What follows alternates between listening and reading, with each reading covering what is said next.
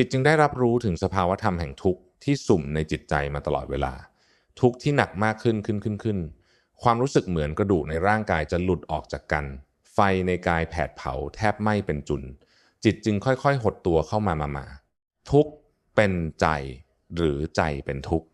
สิ่งใดจะดับก็ดับสิ่งใดจะแตกก็แตกไป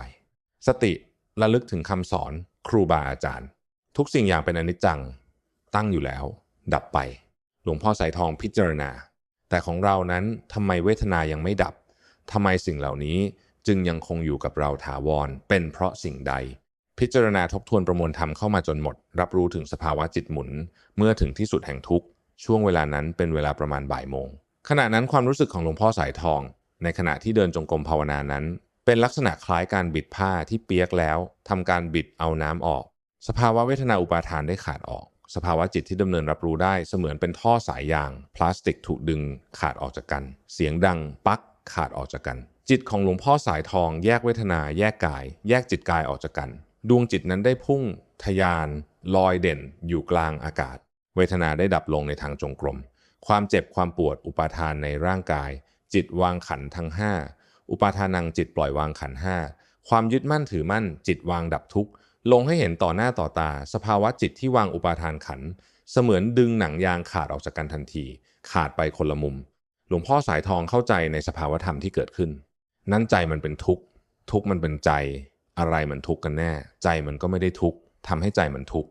อุปาทานขันธ์มันไม่ปล่อยวางจึงพลอยทำให้ใจมันทุกข์ใจนี่แหละมันสำคัญมั่นหมายว่าเป็นของเราพอเราปล่อยวางแล้วกายก็เบาคลายนุ่นใจก็เบาคลายนุ่นโอ้ย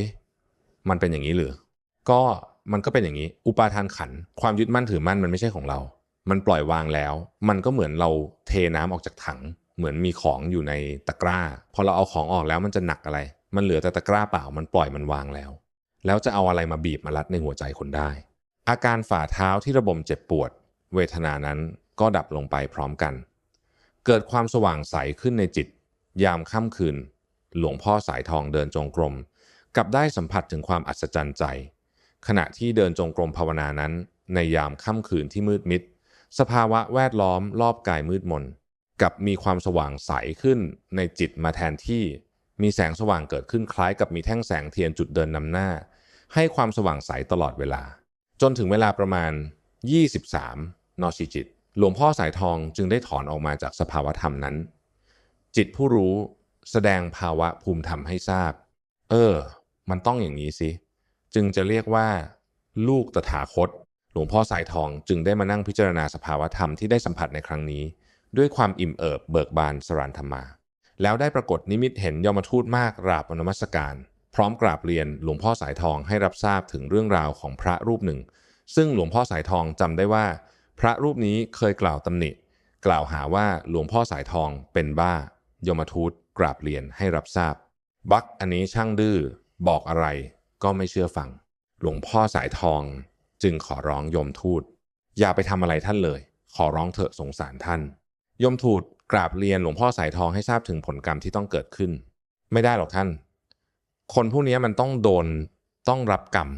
ในนิมิตภาพนั้นหลวงพ่อสายทองได้เห็นท่านยมทูตนำตะบองหนาหวดลงไปที่แผ่นหลังบนร่างของพระรูปนั้นปึ๊ก 3-4 ครั้งอย่างรุนแรงร่างกายพระรูปนั้นถึงกับล้มทั้งยืนหน้าล้มลงกับพื้นฝุ่นฟุ้งกระจายพอเถอะแม้หลวงพ่อสายทองจะห้ามปรามอย่างไรโยมทูตนั้นก็ไม่รับฟังเพราะเป็นผลกรรมที่พระรูปนั้นสร้างไว้เองจึงต้องมารับกรรมอย่างปัจจุบันเพราะกรรมที่ทำไว้กับผู้ที่เร่งบำเพ็ญปฏิบัติโสดาปัตติมารักขึ้นสู่ภูมิธรรมแห่งโสดาปัตติผลแม้กระนั้นจิตยังไม่ยอมถอนออกจากการบำเพ็ญด้วยการอดอาหารปรากฏว่าเมื่อครบ15 วันที่หลวงพ่อสายทองอดอาหารจึงได้ออกมาเพื่อบิณฑบาตจึงได้สังเกตเห็นพระรูปที่ตำหนิล่วงเกินท่านด้วยกายวาจาใจขณะเร่งบำเพ็ญเพียรสู่ความบริสุทธิ์แห่งจิตกลายเป็นผู้เสียสติจิตวิปลาสควบคุมตัวเองไม่ได้อำนาจแห่งคุณวิสุทธิแห่งธรรมหากผู้ใดสร้างกรรมดีต่อท่านผู้ทรงศีลทรงธรรมก็จักได้ผลกุศลกรรมอานิสงส์เร็วหากผู้ใดสร้างอกุศลกรรมต่อผู้ทรงศีลทรงธรรมอันบริสุทธิ์ก็ย่อมได้รับผลอกุศลกรรมเร็วเช่นกันโดยที่ผู้นั้นมิได้สาปแช่งใดๆแต่อำนาจแห่งธรรมหมดหล่อบันดาลให้เป็นไปโดยอัตโนมัติ ตามกฎแห่งกรรมผลของกรรมที่บันดาลให้เป็นไปตามกฎธรรมชาติการเดินจงกรมจนจิตรู้ถึงความทุกข์ทางกายทุกขเวทนาเมื่อถึงที่สุดแห่งทุกข์จิตจึงได้ดับทุกข์คลายอุปาทานขันธ์จิตจึงดับลงในขณะเดินจงกรมนั่นเองอาการปวดทรมานต่างๆได้หายดับลงจากจิตอย่างน่าอัศจรรย์